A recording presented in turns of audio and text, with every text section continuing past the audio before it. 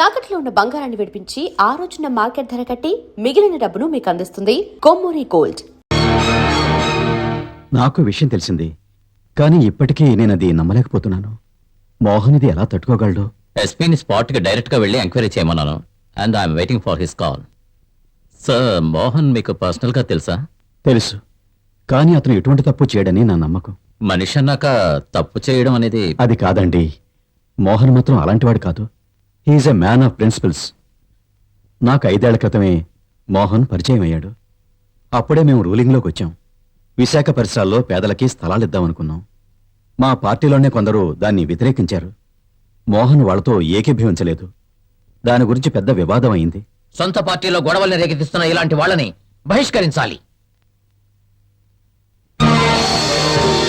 Sir, 80 కుటుంబాలు అంటే ఉజ్జాయింపుగా 300 మంది జీవిస్తున్నారు. మారి మారి వస్తున్న రాజకీయ నాయకుల వాగ్దానాలే తప్ప వారికి మంచి చేసిన వారట ఎవరూ లేరు. వారి గురించి ఆలోచించింది లేదు. సార్, కూలి పని చేసుకుని జీవిస్తున్న కష్టజీవులు తలదాచుకోవడానికి వారికున్న ఏకైక ఆస్తి ఆ పూరి గుడిసెలు మాత్రమే. వాటిని నేలమట్టం చేసి వారిని నడిరోడ్ల నిలబెట్టి ఇక్కడ ఎవరు ఫ్యాక్టరీ నిర్మించడం అక్కర్లేదు, అందుకు మేము అంగీకరించము కూడా. సార్, ఈ ఫ్యాక్టరీ మన ఊళ్ళో మొదలు పెడితే ప్రజలకే కాకుండా మన పార్టీకి కూడా మేలు జరుగుతుంది. అవును మరి. ఆ కాలనీలో నివసించే వాళ్లలో 90% పైగా అపోజిషన్ పార్టీకి సంబంధించిన వాళ్ళు. స్థలం కేటాయించే సమయంలో ఆ కాలనీ వాళ్ళు ఆయనకు ఎదురు తిరుగుతారు. ఆ తర్వాత వచ్చే జనరల్ ఎలక్షన్స్ లో వాళ్ళందరి ఓట్లు మనకి సానుకూలంగా మారతాయి. సార్, ఇలా చేయటం వల్లే రాజకీయ నాయకుల మీద ప్రజలకి నమ్మకం పోయింది. వంతులు వేసుకుని రాజకీయ నాయకులు మోసం చేయడం వల్లే ప్రజలకి మనం అంటే అసహ్యం కలుగుతోంది. రాజకీయం ఒక చదరంగం లాంటిది మిస్టర్ జాన్. మన తెలివితేటలతో ఎదుటి వాళ్ళను ఎలాగైనా దెబ్బతీయాలి. గెలిచేవాడిని వెన్నుపోటు పొడిచేవాడే రాజకీయ నాయకుడు. లేదు సార్, ఆ రోజులు మారిపోయాయి. ప్రజలిప్పుడు తెలివి మీరిపోయారు. మన రాష్ట్రంలోని ప్రజలకు స్వయం ఉపాధి కల్పిస్తామంటూ కళ్ళబొల్లి మాటలు చెప్పి వారిని దోచుకుంటున్న విషయం అందరికీ తెలిసిపోయింది. స్వలాభాల కోసం కొత్త పార్టీలను సృష్టించి నీతి తప్పి నడుస్తున్న రాజకీయ నాయకుల్ని జనం తరివి తరివి కొడుతున్నారు. అది మనం గుర్తుంచుకోవాలి. జనాన్ని మరచి మనం ప్రవర్తిస్తే వాళ్ళు ప్రతిఘటిస్తారు, ప్రతీకారం తీర్చుకుంటారు. ఆ సంఘటన జరిగిన తరువాత మోహన్ కుమార్కి శ్యామిలికి మధ్య విభేదాలు తలెత్తాయి. జరిగిన జనరల్ ఎలక్షన్లో మోహన్ కుమారు నామినేట్ అయ్యాడు. ఆ సమయంలో మోహన్ తీసుకున్న నిర్ణయం నా మనసునే హత్తుకుంది. వద్దు సార్, నాకు ఈ సీటు వద్దు. మోహన్, ఏమిటసలు నీ మొండితనం? ఒక్కొక్కరు సీట్ సంపాదించడం కోసం ఎన్నో అడ్డమైన పనులు చేస్తున్నారు. వాళ్ళ స్వార్థం కోసం పార్టీని రెండుగా చీల్చేస్తున్నారు. ఒక ఎమ్మెల్యేగా ఉన్న నన్ను మంత్రిని చేస్తానన్నందుకు నాకు సంతోషంగానే ఉంది. కానీ నాకంటే సీనియారిటీ అర్హత ఉన్నవాడు పార్టీలో ఉంటుండగా నాకే సీట్ ఇవ్వడం అంత మంచిది కాదు సార్. ఇంతకు నువ్వు అనేది ఎవరి గురించి? ఇబ్రహీం సార్. పార్టీ కోసం అహర్నిశలు పాటుపడుతున్న ఆ మంచి వ్యక్తిని మనం విస్మరించకూడదు సార్. నీలాంటి వాడు ఉండటం మా పార్టీకి గర్వకారణం. నువ్వు live example. I'm proud of you. Mohan సత్ప్రవర్తనతో ఇబ్రహీం గారు చాలా సంతోషపడ్డారు. ఆ తర్వాత 2 నెలల్లో మోహన్కి పెళ్ళయింది. ఈ మధ్యనే ఇబ్రహీం గారు హార్ట్ అటాక్తో చనిపోవటం వల్ల ఆ పోస్టుకి తగిన వారు ఎవరని అందరం ఆలోచించాం. పార్టీలో కొంతమంది వ్యతిరేకతను తెలియజేసినా మోహన్కి ఆ స్థానాన్ని ఇవ్వాలని మేము నిర్ణయించాం. అప్పుడు బై ఎలక్షన్స్ లో మోహన్ నిలబడ్డాడు. అతన్నిప్పుడు నేరస్తుడని చెప్తున్నారు. I can't believe this.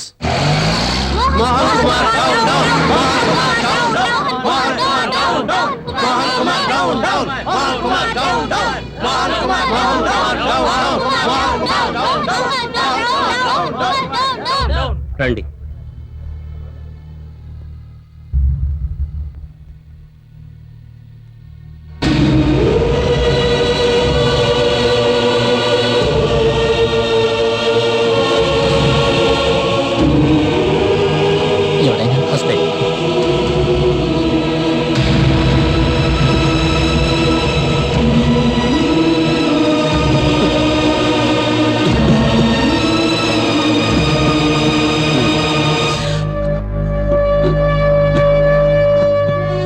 ఏంటి సార్? బాడీని మీరు తీసుకెళ్లొచ్చు.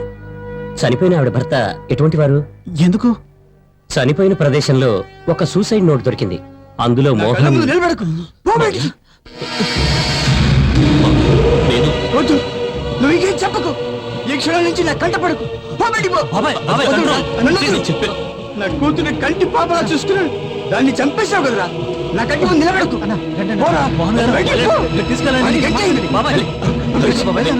అరే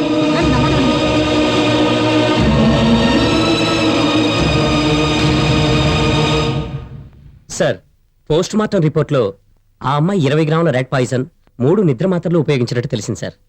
అదేవిధంగా మరణం సంభవించింది రాత్రి 11-12 గంటల మధ్యలో సార్. మరణం సంభవించడానికి కారణం కార్డియోజెనిక్ స్ట్రోక్ సార్. అది మాత్రమే కాకుండా ఇది ఒక ఇన్స్టెంట్ డెత్ అన్నది డాక్టర్ గారి అభిప్రాయం. విషాన్ని తీసుకున్న వెంటనే ఆ మరణించి ఉండాలి సార్. ఇది ప్లాన్ మర్డర్ అయితే 2 విధాలుగా జరిగి ఉండొచ్చు. ఒకటి, ఎవరైనా బలవంతంగా విషం పట్టించడం. ఆవిడ ముఖాన్ని బట్టి చూస్తుంటే ఆవిడికి ఎవరూ బలవంతంగా విషం పట్టించి ఉండరని తెలుస్తోంది. ఒకవేళ ముందుగానే పాలలో విషం కలిపిన తేనెను కలిపి అక్కడ పెట్టుంటే చనిపోవడానికి ముందు రమ్య పాలు తాగినట్టు పోస్ట్మార్టం రిపోర్ట్లో ఉంది. రమ్యకి పడుకునే ముందు పాలు తాగే అలవాటు ఉందని పని మనిషి కూడా చెప్పింది. సార్ తెలియక తాగడం అంటే ఇట్స్ ప్రాక్టికల్లీ ఇంపాసిబుల్. ఎందుకంటే ఎటువంటి విషయమైనా తాగే వాళ్ళకి ఆ రుచిని బట్టి తేడా తెలుస్తుంది సార్. తను కన్జ్యూమ్ చేసింది rat poison sir. It smells very pungent sir. ఇంకో విధంగా ఆలోచించాల్సిన అవసరం లేదు సార్. ఇది ఒక ఆత్మహత్య అని మనకు క్లియర్గా తెలుస్తోంది. ఎందుకంటే తను లోపల తాళం వేసుకుంది. అది మాత్రమే కాకుండా సూసైడ్ నోట్లో handwriting Ramya handwriting అని కన్ఫర్మ్ అయింది. Now come to the real question. Why? ఎందుకు అలా చేసింది? దాని గురించి మిస్టర్ మోహన్ గారిని అడగాలి సార్.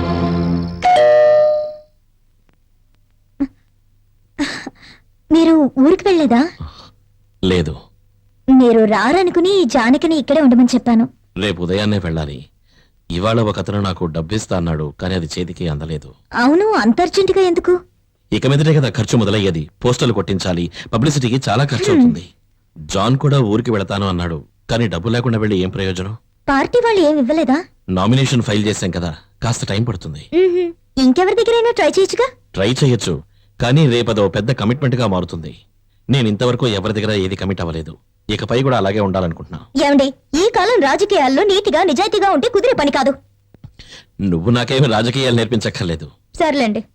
ఇప్పటికి కాస్త డబ్బు అరేంజ్ చేయగలిగితే పార్టీ ఫండ్ వచ్చాక తిరిగి ఇచ్చేస్తాను. అయితే ఇప్పుడు ఎవరి దగ్గర అడగాలి? నాన్న దగ్గర అడిగితే? ఆహా, అదేం వద్దులే. ఏ, మా నాన్న ఇచ్చేది డబ్బు కాదా? నిజమే, కానీ ఆ డబ్బు పావుగా మారి నా పేకి చుట్టుకుంటుందని నాకు తెలుసు. అదేంటి? అదేంటో చెప్పినా కూడా నీకు అర్థం కాదులే. ఎందుకంటే మీ నాన్న వక్రబుద్ధిని అర్థం చేసుకునేంతక నీకు ఇంకా తెలివి పెరగలేదు. మీరెప్పుడు మా నాన్నని తప్పు పడుతూ ఉంటారు. అది నాకు అసలు నచ్చదు. అందుకే మీ నాన్నని అడగద్దు అన్నాను. నువ్వు మాత్రం మనసు పెడితే ఈ సమస్య తీరిపోతుంది. ఎలాగా? నీ బంగారం తాకట్టు పెట్టడానికి ఇస్తే చాలు. ఓహో, అయితే మీ మనసులో ఉద్దేశం అదనమాట. మీరు ఏమనుకున్నా సరే నాకు బాధ లేదు. నేను మాత్రం నా బంగారాన్ని ఇవ్వను. నీకు నా మీద నమ్మకం లేదా? ఎలా నమ్మమంటారు? నెల రోజుల్లో తిరిగిస్తానని చెప్పి నా అకౌంట్ లోంచి 2 లక్షల రూపాయలు తీసుకోలేదు. ఇంతవరకు తిరిగి ఇవ్వలేదు. 3 సంవత్సరాలైంది. ఏమండి, నేను ఒకటి చెప్పనా? నా బంగారం మాత్రం మా నాన్న ఇచ్చింది కాదా? అదిస్తే మాత్రం తీసుకుంటారా? ఓహో, గొప్ప తండ్రి. మా నాన్న ఏం చేశారు? ఆయన రాజకీయాల్లో ఉన్నారు, కానీ కుటుంబాన్ని బాగానే చూసుకునేవారు. అంతేకాక మా నాన్న ఏ లోటు చేయలేదు. బట్ ఇప్పుడు మీ నాన్న ఎలా డబ్బు సంపాదించాడో ప్రజలందరికీ కూడా తెలుసు. మీ దృష్టిలో మా నాన్న దుర్మార్గుడే అయి ఉండొచ్చు, కానీ ఆయన నాకు దేవుడు. తండ్రి పేరు తెలియని మీకు ఆ విలువే అవునే, తండ్రి పేరు తెలియని వాణ్ణి. పుట్టినప్పటి నుంచి ఈ ప్రశ్ననే పదే పదే అడుగుతున్నాను, కానీ ఈ మాట ఎవరన్నా కూడా సహించేవాణ్ణి. నువ్వు ఈ మాట అంటే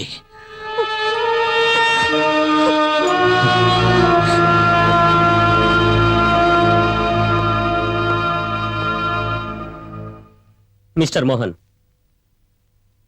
you are under arrest.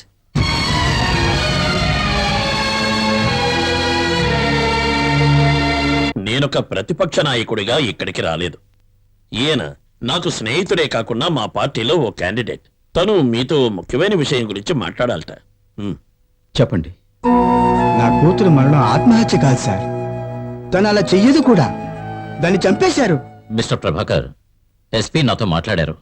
DGP గారు, ఆ ఎస్పీ గురించి నాతో మాట్లాడకండి. అతని గురించి నాకు బాగా తెలుసు. తను ఓ పెద్ద మోసగాడు. ఏమండోయ్, మీరు రాజకీయాల్లోనే ఉన్నారు కదా, అందరికీ ఒకేసారి సాయం చేయమంటే మేం మాత్రం ఎలా చేయగలం చెప్పండి. అందరికీ సహాయం చేయమని నేను చెప్పడం లేదు. మీ సహాయం కోరి వచ్చిన ఇతరికి సహాయం చేయడం అన్నది మీ బాధ్యతని మర్చిపోకండి. ఆయనకి అన్యాయం జరిగిందని ఎవరు చెప్పారు? Sir, SP James Joseph Mohan నిరపరాధని అందరితోటి రహస్యంగా చెప్పిన విషయం నాకు బాగా తెలుసు. నేను ఎవరినో నిందించాలనే ఉద్దేశంతో చెప్పడం లేదు, కానీ నా కూతురు ఎలా చనిపోయిందన్న కారణం ఖచ్చితంగా నాకు తెలియాలి. మిస్టర్ డీజీపీ, మీ ఉద్దేశం ఏమిటి? మిగిలిన వాళ్ళని ఎంక్వైరీ చేస్తే తెలుస్తుంది సార్. ఈ కేసుని మీకు ఇష్టం వచ్చిన ఆఫీసర్కి మీరు అప్పగించకండి, శ్యామ్ ప్రసాద్ గారికి అప్పగించండి. శ్యామే ఇన్వెస్టిగేట్ చేయాలని మీరెందుకంత ఉబరాట పడుతున్నారు? అలా అడిగారు, చాలా బాగుంది. శ్యామ్ ప్రసాద్ గారు ఈ కేసు టేకప్ చేస్తే నిజానిజాలు ఖచ్చితంగా బయటపడతాయి. సరే, మేము ఆలోచిస్తాం. మీరు ఆలోచించుకోండి, కానీ ఒక విషయం మర్చిపోకండి. మా ప్రతిపక్షాల వాళ్ళం ఇంతవరకు ఓర్చుకున్నాం. ఇక ఈ వ్యవహారాల్లో ఏమైనా జరిగితే మేము ఊరుకాం, తెలుసు కదా. పదవేద్దాం. సార్, ఒక విధంగా చూస్తే శ్యామ్ ఈ కేసుని టేకప్ చేస్తే మనకు ఉపయోగంగా ఉంటుంది. అంతేకాదు ప్రతిపక్షాల ఒత్తిడి ఉండదు. పైగా మోహన్ కుమార్ నిరపరాధిని శ్యామ్ నిరూపించగలిగితే అందరూ నమ్ముతారు. ప్రజలకు శ్యామ్ మీద అంత నమ్మకం ఉంది. ఆ విషయం నాకు తెలుసు, కానీ ఈ కేసు విషయంలో శ్యామ్ మీద నాకు నమ్మకం లేదు. ఎందుకంటే శ్యామ్కి మోహన్ కుమార్కి మధ్య చాలా కాలంగా శత్రుత్వం ఉంది. I didn't get you sir. ఓ, మీరు ఇప్పుడే ట్రాన్స్ఫర్ అయ్యారు కదా. ఇది అందరికీ తెలిసిన విషయమే. శ్యామ్ తండ్రికి పెళ్లికి ముందు మరో స్త్రీకి పుట్టినవాడే ఈ మోహన్ కుమార్. అందుకే శ్యామ్కి అతని తల్లికి కూడా మోహన్ అంటే అస్సలు పడదు. కుటుంబంలో గొడవలు చెలరేగి శ్యామ్ తండ్రి ఆత్మహత్య చేసుకున్నాడు. ఆ తర్వాత శ్యామ్ తల్లి కూడా ఎక్కువ కాలం బతకలేదు. శ్యామ్ పాయింట్ ఆఫ్ వ్యూలో ఏమిటంటే తన కుటుంబంలో జరిగిన అన్ని దుర్ఘటనలకి కారణం మోహనం పుట్టడం వల్లే. ఆ పగతో శ్యామ్ ఒకవేళ... బట్ సార్, నాకు తెలిసినంత వరకు Shyam he is a man of integrity and commitment. ఈ ఒక్క కారణంతో మాత్రం మోహన్ మీద పగ తెచ్చుకుంటాడని నేను అనుకోవడం లేదు. If Mohan is innocent. నీకు ఈ విషయాన్ని తెలుసు? మాధవరావు గారే నాకు ఈ విషయం చెప్పారు. శ్యామ్ ఈ కేసుని ఇన్వెస్టిగేట్ చేస్తున్నాడు అంటే దీనంతటికీ కారణం ప్రభాకర్ గారే అన్నయ్య. ఏం జాతకమో నాది. ఏమంటావు జాన్? తండ్రి ఉన్నప్పటికీ తండ్రి లేనివాడనే బిరుదు దక్కింది. ఏంటన్నయ్య ఇది? మాకు ధైర్యం చెప్పాల్సిన నువ్వే ఇలా దిగులు పడితే ఎలా? నువ్వు అనవసరంగా కృంగిపోకు. కృంగిపోవడం కాదు జాన్, నా వెనక నుండి నాకు వ్యతిరేకంగా కొన్ని దుష్ట శక్తులు నా గొంతుకు ఉచ్చు బిగిస్తున్నారని నాకు బాగా తెలుసు. మోహన్ అన్నయ్య, ఆ? ఈ రోజు పొద్దున్న పార్టీ మీటింగ్ జరిగింది. నీకు బదులుగా ఆ స్థానంలో నన్ను నిలబెట్టాలని పార్టీ వాళ్ళందరూ అభిప్రాయపడుతున్నారు. మంచి విషయమే కదా. ఆ జాన్ శామ్యూల్ మన పార్టీ నుంచి తప్పుకున్నాడు. మంచిది, వాడొక దొంగరా.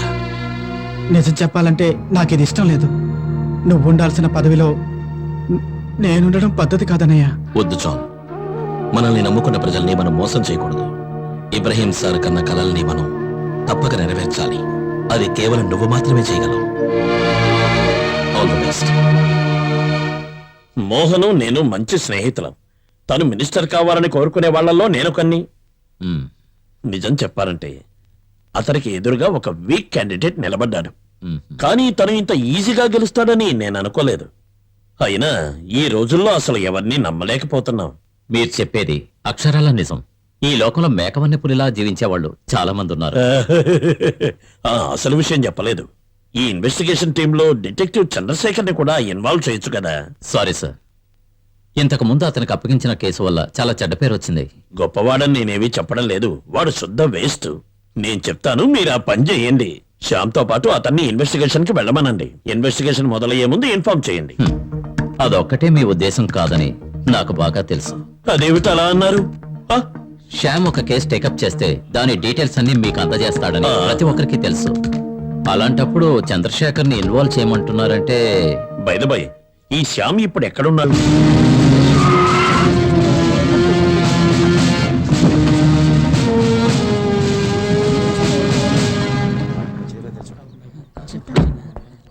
ఈయనెవరు? ఈయన డిటెక్టివ్ చంద్రశేఖర్. ఈయన లుక్స్ అవి చూస్తుంటే డిటెక్టివ్ లా లేడే. లుక్కులోనే కాదు, అతని బ్రెయిన్ కూడా అంతే. ఇతను ప్రతిపక్ష నాయకుడు బామ్మర్ది, అందుకే ఇంత పోస్ కొడుతున్నాడు. సార్, ఏమిటి ఇక్కడ ఎంతమంది ఉన్నారు? పార్టీ మీటింగా లేక సినిమా షూటింగ్? కాదు సార్, వీళ్ళందరూ మిస్టర్ శ్యామ్ ప్రసాద్ గారిని కలవాలని. ఆయన కోసం ఎదురు చూడడానికి ఆయన ఏమైనా మెగాస్టారా? Stupid fellows. శ్యామ్ ప్రసాద్ అంటే వీడు శ్యామ్ ప్రసాద్ ఏంటి? వీడు ఒక పనికిరాని వేస్ట్ క్యాండిడేట్.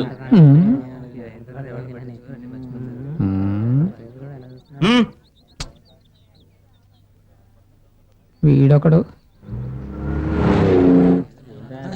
ఈ శ్యామ్ ప్రసాద్ ఏమిటి, రెండు తలలు ఉన్నాయా? లేదు సార్, ఆయన తెలివితేటలతో ఎన్నో కేసులు సాల్వ్ చేశారు. అవును, ఎన్నో తెలివితేటలతో అతను సాల్వ్ చేశాడని నువ్వే చెప్పాలి. అతని కోసం ఇలా తెలివి తక్కువ వాళ్ళందరూ బుద్ధి లేకుండా నుంచున్నారు. వాడేమన్నా దేవుడా ఏమిటి? శ్యామ్ ప్రసాద్ గారు వచ్చేసారు. Yes, it's him.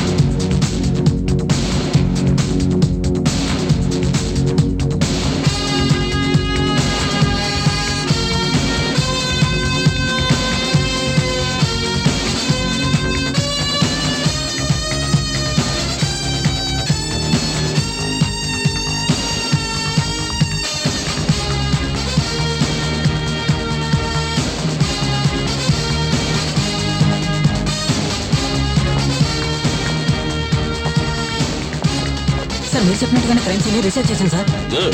సార్ మీరు ఎన్నో పెద్ద కేసులు డీల్ చేశారు. అలాంటి మీరు సాధారణమైన సూసైడ్ కేసుని టేకప్ చేయడానికి గల రహస్యం ఏంటి? రహస్యాన్ని రహస్యంగానే ఉంచాలి. అది మీతో చెప్తే ఎలా మేడం? సార్ ప్లీజ్ చెప్పండి సార్. నేను ఇప్పుడే కదా ఇక్కడికి వచ్చాను. నన్ను కాస్త నా పని చేసుకోనివ్వండి.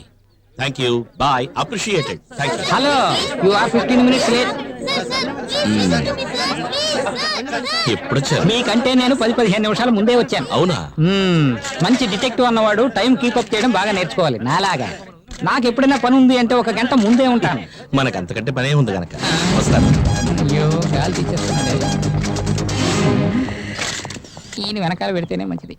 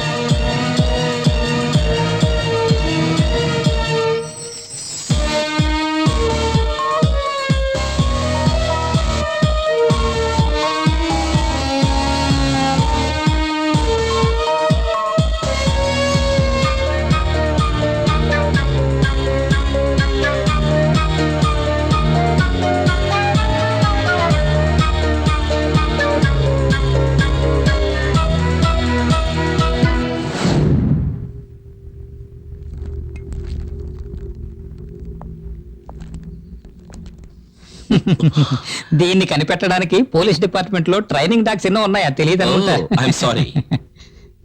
You carry on. ఓకే.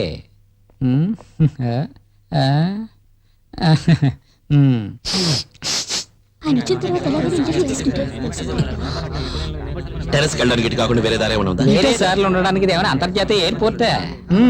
దొంగ చూపులు చూడకుండా ధైర్యంగా లోపలికి వెళ్ళొచ్చు కదా పత్రికల వాళ్ళ దగ్గరికి.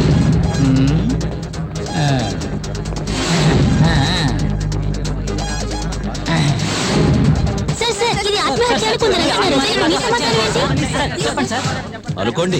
మిస్టర్ శ్యామ్ ప్రసాద్, మేము కూడా మీలాగే పబ్లిక్ కోసం వర్క్ చేసే సర్వెంట్సే. ఈ కేసు గురించి మేము పబ్లిక్ తెలియజేయాల్సిన డ్యూటీ ఉంది, అవసరం ఉంది. We are there to make them aware of the situation. That's your problem. జనాలు ఆసక్తి చూపించే కేసు ఇది. ఈ కేసుని ఇన్వెస్టిగేట్ చేయడానికి మీరు ఇక్కడికి వచ్చారు.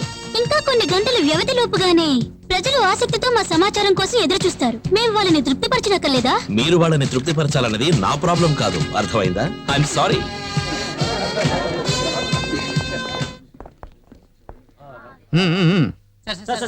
చెప్పండి సార్, మీకేం కావాలో నన్ను అడగండి.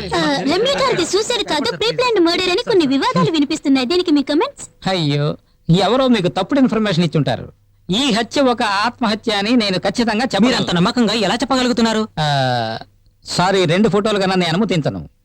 మీకే చెప్పేది. ఏమడిగారు? ఆత్మహత్య అని మీరు అంత నమ్మకంగా చెప్తున్నారే, ఎలా కనిపెట్టారు? ఇది ఒక క్రైమ్ బ్రాంచ్ వాళ్ళు చేస్తున్నటువంటి పరిశోధనలను బట్టి, విధానాలను బట్టి నేను కనిపెట్టగలిగానంతే. ఇది నా తెలివితేటలతోటి కనిపెట్టినటువంటి మిస్టరీ. ఈ కేసులో నా కన్క్లూషన్ ఇది ఒక ఆత్మహత్యే. మరి శ్యామ్ ప్రసాద్ గారు ఈ విషయంలో ఎందుకు మౌనం వహించారు? నాలా తెలివైన వాళ్ళే సమాధానం చెప్పగలరు. తెలివి తక్కువ వాళ్ళు తీసుకోండి స్టీల్. థ్యాంక్స్.